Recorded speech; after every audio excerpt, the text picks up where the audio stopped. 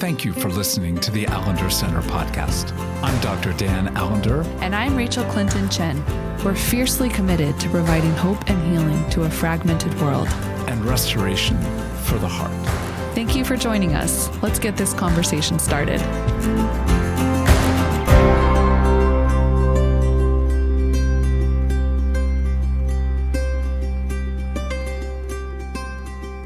Well, good people with good bodies. I would say myself, you may have your own opinion, that these are actually some perilous days. To try to stay human, to stay embodied, to stay kind, to stay hopeful, to not split off. The list goes on. So I am personally deeply grateful to have Dr. J. Derek McNeil returning back to the Allender Center podcast today to help us find some language for the times that we find ourselves in. And how do we love? What are we called to in this time? And actually getting into too, like, what are some of the practices that sustain us? How do we live at such a time as this? So, no big deal, no pressure. Welcome, Derek. Well, Rachel, it's great to be here with you again. And I have a chance it's always fun to kind of play with you in these conversations. I do think of play as some of the times we do the most learning. This has always been true of us as bodies who've grown up into adults. We worry more and play less. And I think play is really a wonderful space of learning. Yeah, absolutely. And a statement about our bodies as well. So thanks for letting me be with you and hang out. Yeah, as many of you already know, Derek is the president and provost of the Seattle School of Theology and Psychology. I've had the profound privilege of knowing Derek since 2011, I believe. I think even 10, because you interviewed me for my first job. 2000, you're right. And honestly, when we start to do that math, I start to feel really old in my approaching middle age. So we'll step away from that.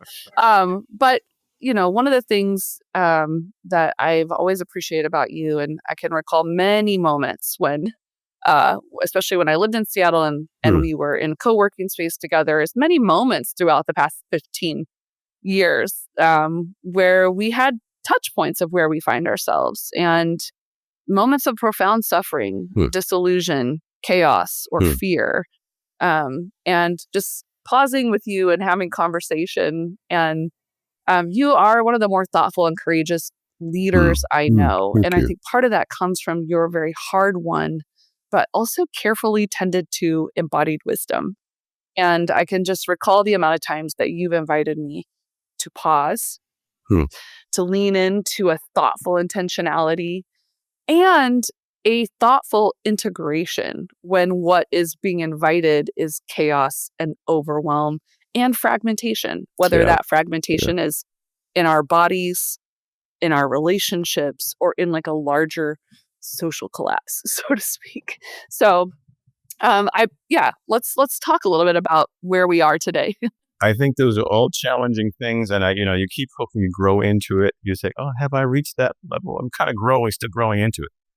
I can appreciate how dramatically difficult or challenging the times have been. Certainly in terms of, usually I start off with a thing that we feel. I was with a group last weekend and I asked them, how many of you trust the institutions that you're part of? There was one person in a group of 40 that raised their hand. And he said, my church. And I said, good, that's good. But nobody else raised their hand in a group of 40 people of trusting institutions around them. And so when your institutions, they feel like they're not able to answer the questions or hold you in a certain way, contain you, then there's more anxiety, generalized anxiety. And so we all have more generalized anxiety in a post-COVID world where our institutions don't feel as strong and can hold us. And there's a great deal of political challenge, but some of that is disruptive and good, but some of it's disruptive and tough and hard. And the word is probably uncertainty. And so most of us are struggling with some degree of uncertainty, whether it be our families, our work, our spiritual lives, our institutions. And so it requires us, interesting enough, to work with each other in a different sort of way. the sort of ideal of the individual can stand on their own 2 feet and do this, that's got to be passé in this moment. And we really do need to know how to not be as ashamed of our personal lives enough to share it with others. And so that's the period we're in. It's I don't recall this many things being a challenge at the same time. And so, again, whatever your religious or political or identity persuasion is, all of us can feel our sense of fragmentation and can feel that we're not quite together, maybe in the way we thought we were. I'm not sure if we were ever fully together, but we at least had a story that allowed us to identify with what it means to be this thing. And I think we're searching for the new story. The old story has run out of gas, particularly in terms of this country, whether we think about it in terms of, hey, this is why an interesting notion of being patriots or not being patriots or not patriotic. Well, we're looking for a story. That's a storyline. That's right. And we no longer collectively hold easily to the same story. So that's our work as a people of God, is to both renew the story that God has given to us in the context of the story of the country that's fragmenting. And that means we have to find each other and reacquaint ourselves with the text. I've heard a lot of things about Christianity that it's not quite in the text. That's not quite what Jesus was saying. Not quite, but they're protective. They're meant to kind of draw on some protective authorization. And I'm afraid we've kind of gone beyond what Jesus was saying in some cases. And we haven't grounded ourselves in that. We've grounded ourselves in trying to recapture what we had. And that instinct's a healthy instinct to recapture what we had, but it can be distorted in its actualization. And I see us distorting a lot in our actualization. Flip side is I see us distorting a lot in our attempting to be equal or inclusive of all things. And there's tension on all sides. And so the question is, what do we do as people who want to lead and support and hold? What's our task? And it's a challenge. It is a very challenging moment. Well, and it's interesting you say that, like we're whether it's we've forgotten the story or we actually need a corrective story. That's not a new human problem. Or to swing one way versus the other on a pendulum that invites a lot of fragmentation and distrust, and, a word we use a lot in the therapeutic realm, splitting. You're good or you're bad. There's not very little room for complexity or, not the neutral middle, but the space in between. And it makes me think of what you're saying around, like, the way we talk about this a lot in the Allender Center is just that reality that, like, trauma, harm, hurt, betrayal, our feelings of powerlessness, they do create in us an impulse to survive that you're saying, that's not a bad, like, that's how we're wired. We're wired for survival. But sometimes the way in which we pursue that is really malformed because of some of the cultural and, because of ultimately theologically just the nature of sin, which is such a breakdown of connection and wholeness and capacity to love and to faith and to hope, all those things. Well, and it's part of, Shalom Shattered. I mean, that's right. The woman you gave me. We were partners in this, but now it's the woman you gave with fragmentation. And so the immediate sort of threat response is that we break apart. And I think God would desire us to break open as opposed to break apart. And how do we break open, which is a new emergent, both story, sense of who we are in Christ, as opposed to break apart. And right now we're breaking apart. And that breaking open requires a community to be grounded or safe enough in their bodies that we don't have to make each other the source of threat. So we wrestle not against flesh and blood as an attempt to say, you got to be careful of who you identify as the enemy. That's right. And once we get into the us and them, insiders, outside, it is very hard to unlock or return to a sense of community because we see each other's threats. And then we create assumptions and mythology about each other. And then we further protect ourselves by distancing. So we're in that distancing cycle. Things are a threat. We can't see in some ways the Christ in each other, let alone the humanity of each other. And so in some ways, and I want to, in all honesty, I feel that, I'm like, oh, get away from me. I don't want to have a conversation with you. I would prefer not. And how do we keep being brought back to attention? And I think this is where Christ is in tension with us, as opposed to he's our pal and in our corner. This is where the prophet speaks to us in tension. What does it mean to be people of God? And the essential piece is love. And I don't mean warm and fuzzy.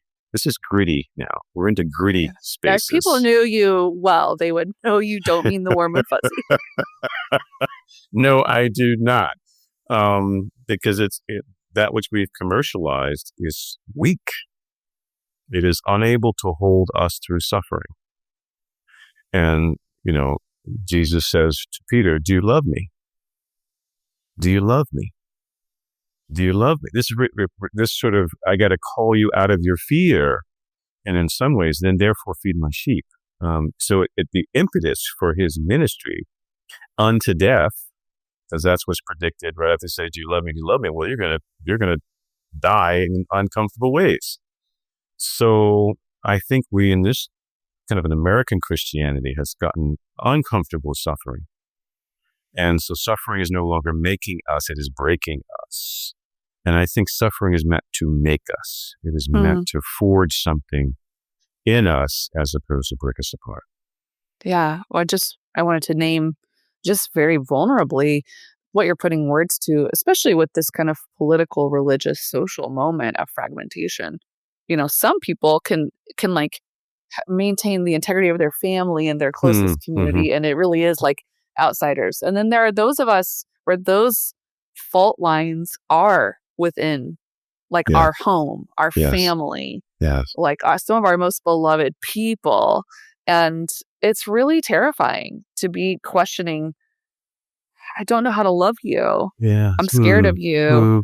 It's making me vulnerable today. Yeah. The like fear. That's like this thing I've been working on with some beloved people in my life. It's like, oh, in some ways, you are how you have become my enemy, but there's a cognitive dissonance because you're also beloved. Yes. And I don't want you to be hated and to become what I, have perceived for you as my enemy. And then you feel the same. So we really can't come to any common ground of ideology. Yes. But then there's that fear of like, well, then you're not doing the work. You're complicit in the harm. And so what this question, like, what does it mean to love in a time where love does feel like, oh yeah, I have to grow in my capacity to love in the tension. And also I think what you're putting words to, and to relinquish my desire for power. Yeah. At least the power of this world. Yes. I think we're meant for power and to be empowered. But this question of Jesus to Peter, knowing what is to come multiple times, he's like, and you're going to be sifted and, it's going to be fine. It's going to be also horrible. Just come back, You're going to go through it as opposed to get around it. Well, you're really kind of identifying in that longer story of Peter. Because if you look at his call, Peter's call is basically, wow, this is a magician. And he can make fish jump into nets. We've been fishing all night and it didn't happen. What kind of power is this? That's right. And then Peter recognizes that power and says, hey, I'm not worthy. And it's shame. His shame, his woundedness is how he's grown up. He's not worthy. Jesus calls him, I'll make you fishers of men. But he must have at that moment some grandiose hope that he'll be special. And when Jesus says to him, look, Peter, and this is after they've been struggling, the disciples, about who's the greatest. That's when he says to Peter, by the way, Simon, I'll go back to your birth name, if you will, your origin, family of origin name. Satan has demanded to sift you all.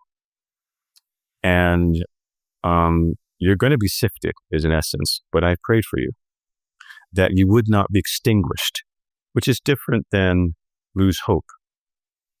That you would some ways have the resilience to come back. I've prayed for you for the resilience to come back after you in some ways have been sifted. You've been fragmented. You've been broken. You've suffered, that you would come back. And Peter says, no, not me. And it's not going to be me. I'm going to go with you to the grave. And Jesus said, well, you don't know. You won't before the crow speaks 3 times. You are in some ways going to fall. And so in some ways, it's an interesting thing to have the one we look towards who hold us together say to us, you're going to suffer. Mm-hmm. You're going to go through. What I guarantee you is that you won't fail because I've prayed for you. That's what we have to, in some ways, in terms of our imagination, to say, hey, these are tough times. These are challenging times. These are frightening times. But I trust that Christ has prayed and supplicated for us on our behalf. That the Holy Spirit is in some ways speaking on our behalf, that we would not be extinguished, that we would not go away. And then the 3 do you love me's make a bit more sense. The first love is agape. Do you love me sacrificially? Mm-hmm. And Peter's response is, I love you like a brother. I phileo you. He didn't respond back in the same type of love in the text in John. And he says again, do you agape me? And well, I love you. I love you. And then the third one, Jesus kind of gives in. He says, okay, do you love me? And Peter says, yes, I love you.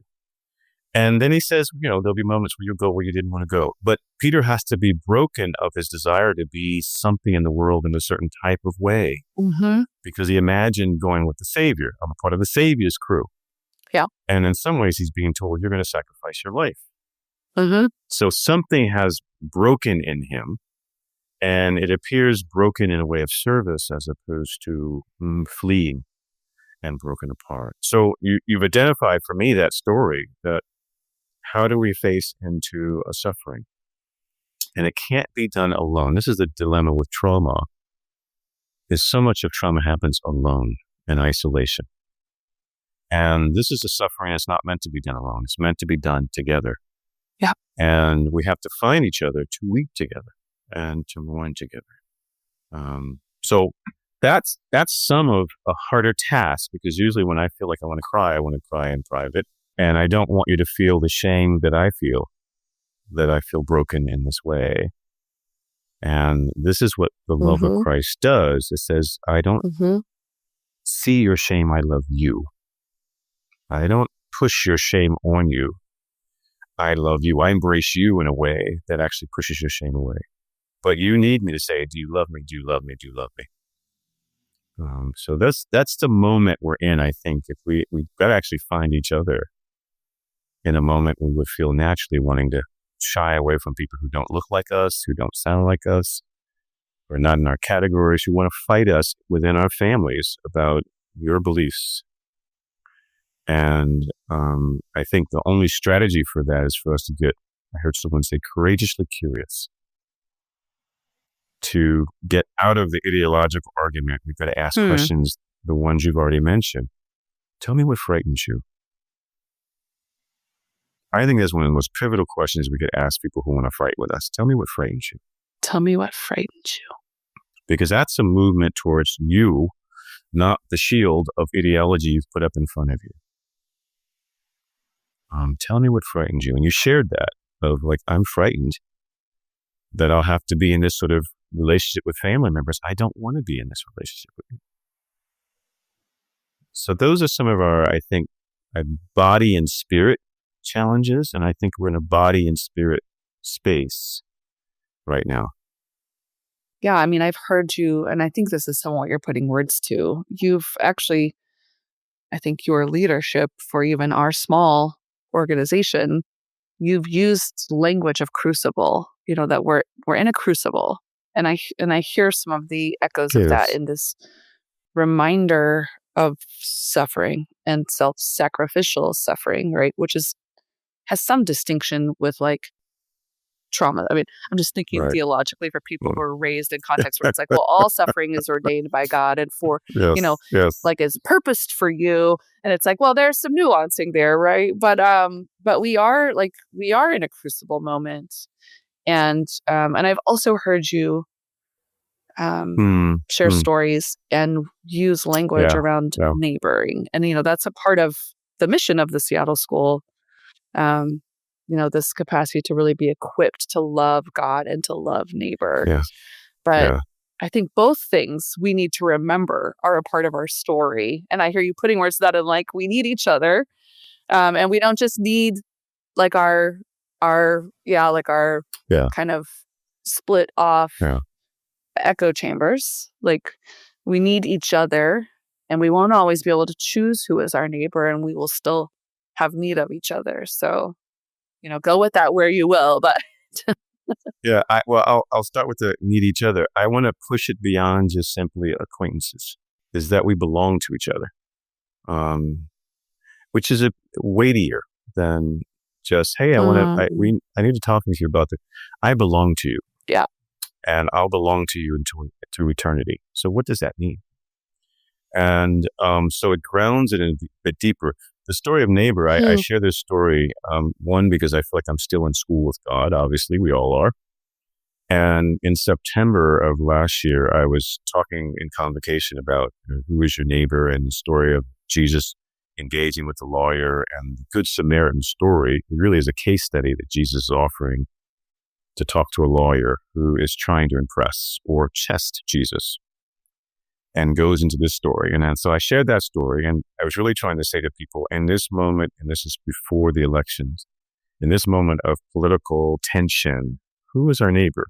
And the one who serves is the answer of the lawyer, the one who takes care. I didn't even want to say the Samaritan, because the Samaritan Jews have tension. So I didn't even want to say this. This is the one who does service. Well, not a month later, roughly about a month later, I have a neighbor who, European-American woman, older woman, who walks with my wife, used to walk with my wife with our two dogs. And so they have dogs. And I have kind of an acquaintance of this person, so hey, good to see you, and do a lot of waving, and we'll have occasional conversation at the mailbox and things like that, but not really trying to engage her. And there was one evening around 7 at night, I just dropped my wife off at the airport and thought, hey, I'm going to have a quiet evening. I can watch the TV I want. I can have the food I want. I can do all the things I want. And she texted me and said, hey, could you help me with this one neighbor? Can you help me get home? Now, she lives a little more than a half a block away. And I thought, well, sure. And she's recently been diagnosed with cancer. And so she started chemo treatments. And so it's just getting dark. And as I get outside, she's just to my right, another neighbor's sitting on the neighbor's stoop next to me. And so I go over and I'm thinking, okay, I'll take 15 minutes to walk her home. It's less than a 5-minute walk. It's a couple-minute walk. As soon as I stand her up, she was sitting down, she begins to become nauseous, and she just begins throwing up.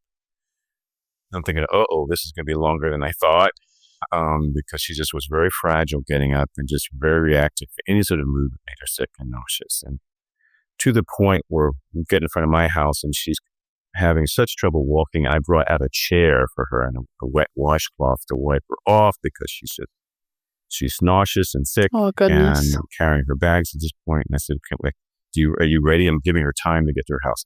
It took us 45 minutes to get to her front door. And I'm thinking all through this, like, God, what are we doing? Why are we out here? I, don't want to be out here. And at some moments, I am wrapped around her because I've got to hold her up, her body weight, and carrying her bags. And for me, who grew up in a context where Black men don't have this sort of familiarity with white women in public, it was a very unnerving quality. As an older woman, I'm thinking, I don't want anybody to drive by thinking I'm trying to take advantage of this woman. It's dangerous. And my anxiety about, so I felt that sense of what it means to be the priest or walking by somebody beaten up on the road. So I kept asking her, do you want me to call an ambulance? I can call an ambulance for you. She would not let me do that. And I'm thinking, this is somebody else's problem. I'd like it to be somebody else's problem. let me get you to your door. And it took us 45 minutes up and down. She sat down in the grass, getting up in the grass. I'm thinking, as cars are driving by, I'm standing over this woman. I don't know how people don't think I'm doing something bad to her. And I'm waiting for the police to show up at this point. Uh-huh.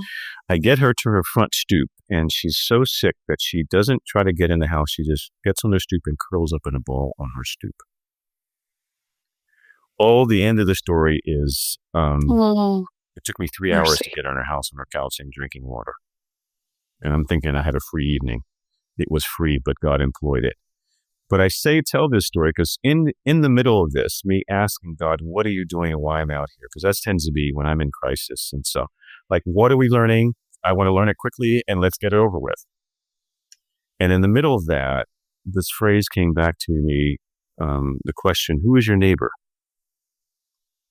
And the immediate response inside me, and her name's not Sadie, but I'll call her Sadie. Sadie is my neighbor. And in that moment, I felt different about her. I actually said I began to love her. I have an affection. I text her now, say, how are you feeling? What's going on? So I have a texting relationship with her. I didn't have a relationship with her before because something in that 3 hours tied us together. I saw her in what would be shameful positions, to be sick and not be able to control her body fluids. And so that sense of all of us going through this together, I had a real live experience of who is your neighbor. It was not abstract anymore. And so there's some part of me that knows we are in a place where the lesson is no longer abstract. It can't be an abstract lesson anymore. It has to be a lesson where we're embodied, where we're experiencing other people in their pain, and how do we reach out in the pain? And I'm not one to move towards the ambulance. I'm one to go home. When I see the ambulance, I'm going home. And here I felt caught in a situation where the person who I had acquaintance, who I now feel like she belongs to me. And in that 3 hours, she belonged to me. Yeah, and I also hear at great cost, not just for your free evening, but for your personal safety. In a story, a socialized, racialized story, that you don't get to just sidestep in this moment of who is your neighbor, or you didn't feel like you could, you had very valid reasons to be like, I can't be your neighbor. Like, you got to find someone else to be your neighbor. Like, I was wishing and slightly praying on that. Can someone come? And no one, surprisingly, and this is after the fact, no one stopped. No one came out, and there were multiple cars driving by. And that made me even more sad, because there were moments when she was laying on the ground. And I'm thinking, and no one stopped. No one asked that question. And so it was stunning to me how we have gotten so self-protective, we can no longer feel safe doing that. And I understand that, the issue of safety. But I think we're going to be pulled, particularly people of God, pulled into situations that are beyond our safety. We will be led in places we would not choose to go. And some of our purpose is found in that. And that's what I think, who is my neighbor, is what is my purpose? What am I called to do? Beyond what I want to do, what am I being called to do? Which I think bumps up against, it's that maturity conflict when we're in a healing process, because so much of a healing process at times is actually creating boundaries, because maybe you've been under threat and forced to do many things that you're not meant for and you're not called to do. So that growing maturity of like when there actually is more of a choice, that we won't always get to choose our comfort or choose our self-protection or choose our very good and honoring boundaries, right? And I think that's the challenge too, is to be able to distinguish that from a moment of re-traumatization. And at times it could feel close to say this to someone. But I do think you're right when we say calling. I think those moments, to me, it was an irony for me to be saying to students, you ought to love your neighbor. And a month later, who is your neighbor? And so that felt like I was supposed to be there at that moment when my wife was just out of town. And this woman who's not a Christian, who asked me, help me get to my door, help me get home. And there's something about us being people who are open to experiences where we're helping people find home or get home. And how do we, in some ways, in our own fears and our own sort of risk, trust God in those moments of calling? And I want to make sure they're calling as opposed to you just trying to be helpful. If you have a desire to save people, you're not likely, you may not be the one at that moment. That's probably who I'd say no, that I'm not sure if that's the calling for you at this moment. So there has to be some degree of, I won't call preparedness, but openness for what God might be doing. And this is just another narrative, as opposed to protective. I think there's some healing that has to happen enough to be in that place of openness. But I do believe, again, some of the pieces that are important for, again, crucible, and this notion of a crucible is a bit of alchemy to it, where something is pressured to become more valuable, whether it be heated, some sort of catalyst, either by pressure or by heat or by furnace, and the crucible is a container for that. And that raw metal material is put into that container and then compressed or heated up in such a way that increases value. Well, I think in the same way, without a container, it's not a crucible. It may be a crisis. It's simply a crisis. And so what's the container for these things? I think there's also a sense of a community there. If this is done alone, I think you have to be careful. The community piece becomes really important. And also some degree of intentionality has to be a part of this. So it's not just simply, again, you're in an impetus because you've had issues with saving your family. Now you're going to save someone else. I think there has to be some developmental intentionality. And then a crisis can become a crucible. It, again, makes something of you, shapes you, increases your resilience. But I think there are conditions for that as opposed to just, jumping in, if you will. Well, and I wonder if we could play a little bit with some of those categories to just give people more imagination, right? So like when you say there has to be a container, what are some of the containers? Yeah, I think, and for instance, in the moment for me, they can be both spiritual, psychological, and relational. When I met my neighbor outside my door, I had very much been studying who was your neighbor. I mean, that was the container for me. And so this is the story that comes back to me in the midst of this, where I'm like, oh, I did ask that question of other people. I hadn't asked that question of me. And here I'm asking the question of me. And it felt very much like a learning, an embodied learning experience. I think sometimes the container is a group of people, a small group. Yeah. Who can hear a story or hear what hurt or hear what has been difficult and challenging and give you in some ways feedback on this is what we hear. This is, and we're here for you is the containing part. We're here for you. We won't let you drop and hit the floor. And I think that's a lot of the work of the Allender Center in terms of why we do small groups. It's a container function. It emotionally says you're not alone. I think that intentionality is something often that God may be inching you towards, challenging you with.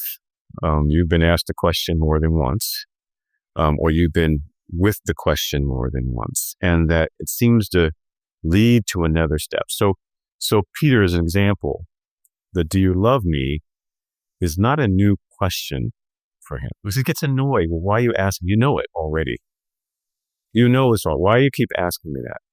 You know it already. And Jesus doesn't mind irritating in that regard.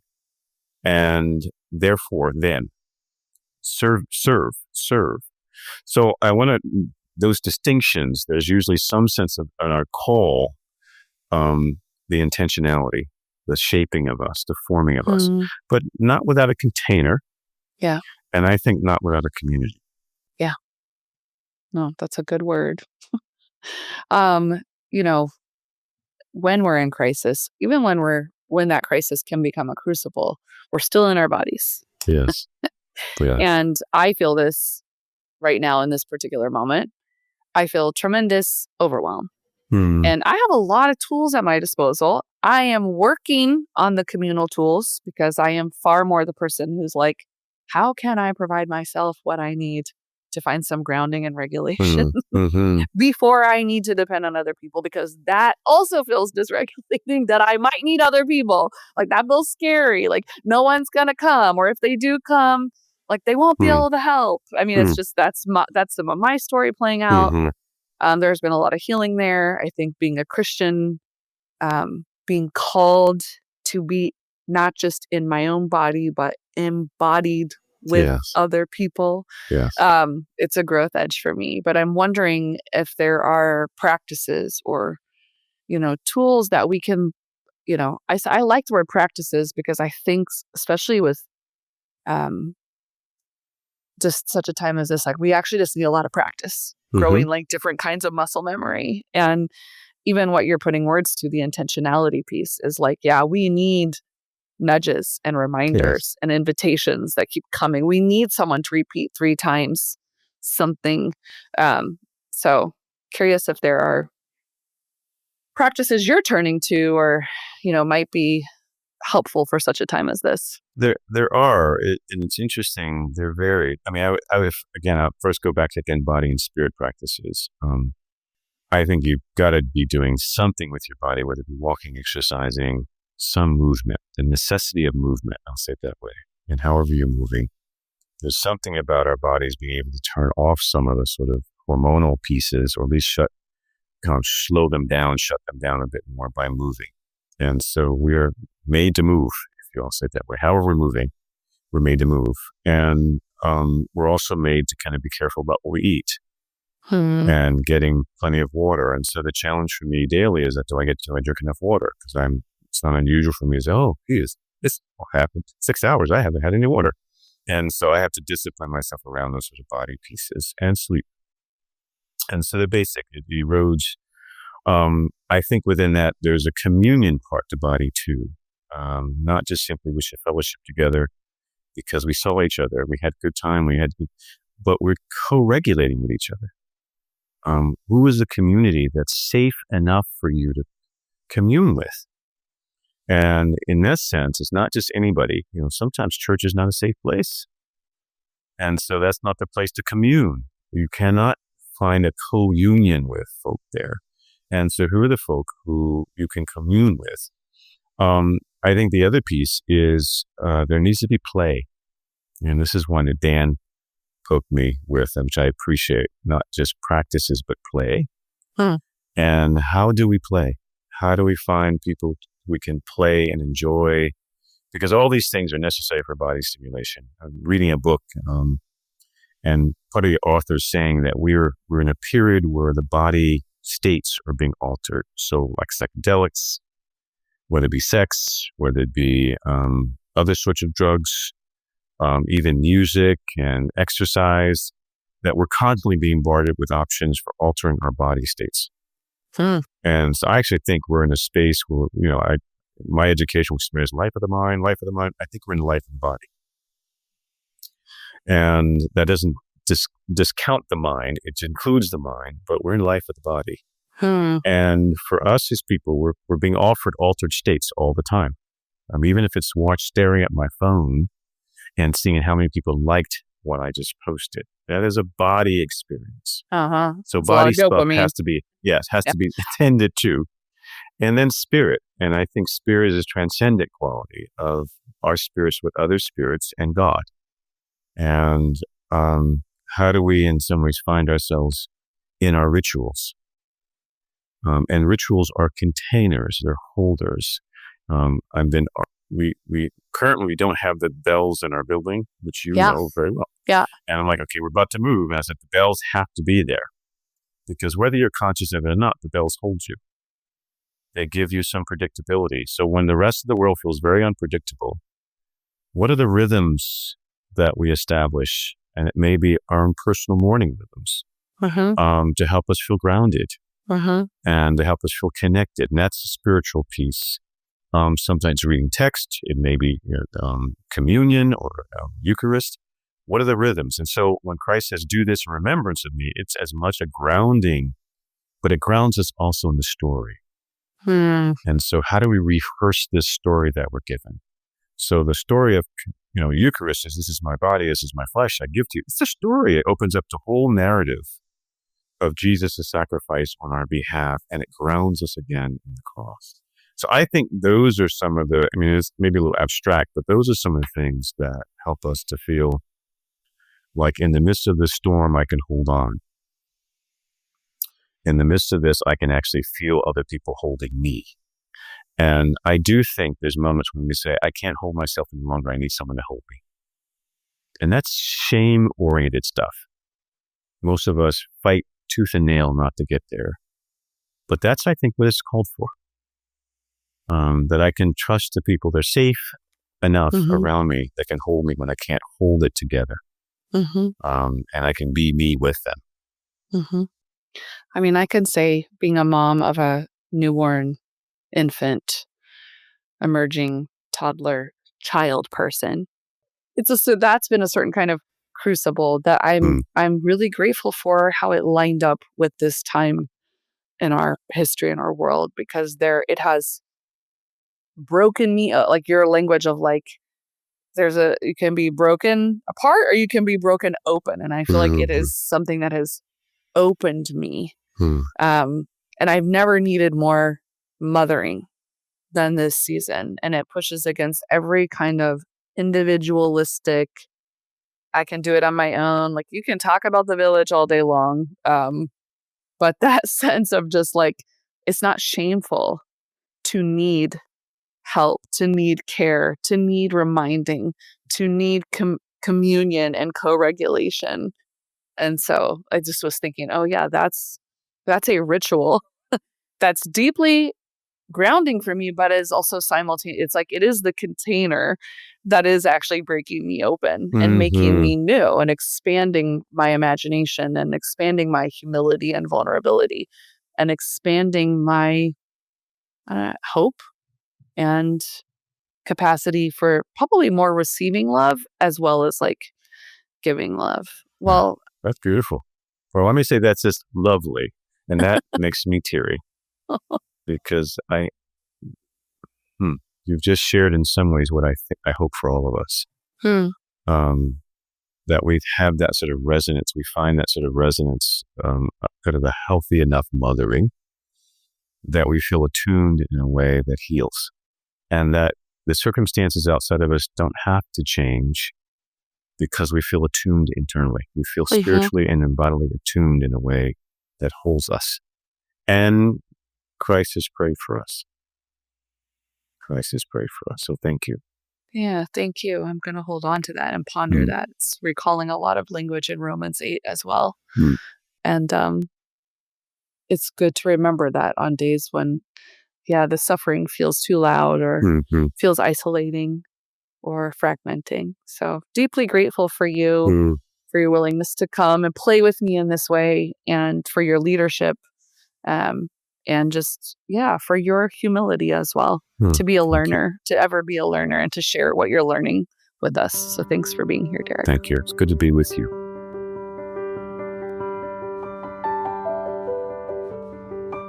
Thank you again for joining us.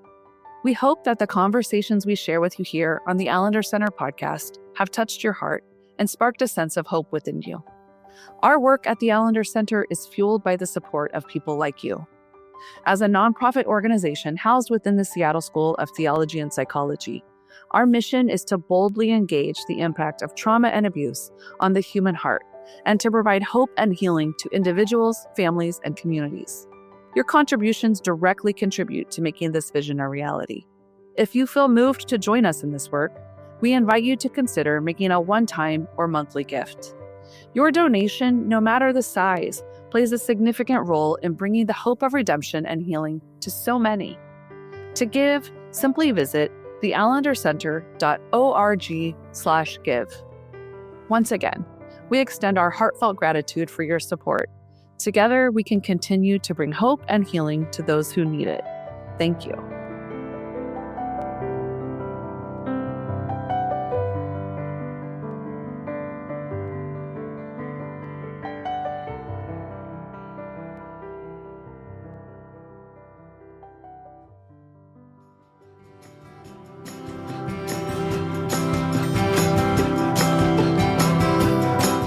Allender Center podcast is produced by the Seattle School of Theology and Psychology.